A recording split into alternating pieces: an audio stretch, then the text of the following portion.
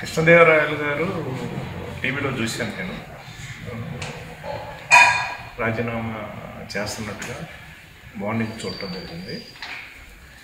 కానీ సామాజిక న్యాయం చేయాలనే ఒక ఆలోచన మా ముఖ్యమంత్రి గారు ఏదైతే అన్ని కులాలను, ముఖ్యంగా ఎస్సీ ఎస్టీ బీసీ మైనారిటీ కులాలను ప్రాతిపదికగా తీసుకొని ఈ రాష్ట్రంలో సామాజిక న్యాయం జరగాలనే ఆలోచనతో నర్సరావుపేట పార్లమెంట్ ఎంపీగా బీసీకి ఇవ్వాలని ఒక ఆలోచన చేశారు.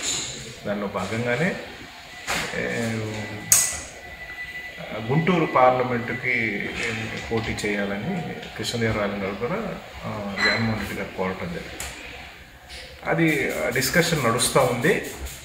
అలాపై సడన్గా ఎందుకు చేశారో నాకైతే అర్థం కావట్లేదు. కానీ నర్సరావుపేట సీట్ అయితే పార్టీ నిర్ణయం మేరకు ఒక బీసీకి ఇవ్వాలని కూడా నిర్ణయించడం జరిగింది. ఖచ్చితంగా రేపు బీసీకి ఇవ్వబోతా ఉన్నాం నర్సరావుపేట. దాంట్లో ఏదైనా పార్టీ ఆదేశాల మేరకు ఎవరైనా సరే నడవాల్సిన పరిస్థితి. ఇప్పుడు ఆయన రాజీనామా ఏ ఉద్దేశంతో చేశారో, ఆయన ఆలోచన ఏంటో కూడా మాకు అర్థం కావట్లేదు. ఏదైనా పార్టీ నిర్ణయం ఏం తీసుకున్నా దానికి కట్టుబడి ఎవరైనా ఉండాల్సిందే. పార్టీ ఏం ఆదేశిస్తే అది చెయ్యాలి. నాయకుడు జగన్మోహన్ రెడ్డి గారు ఆలోచన ప్రకారమే పార్టీలు ఎవరైనా నడుచుకోవాల్సిన పరిస్థితి.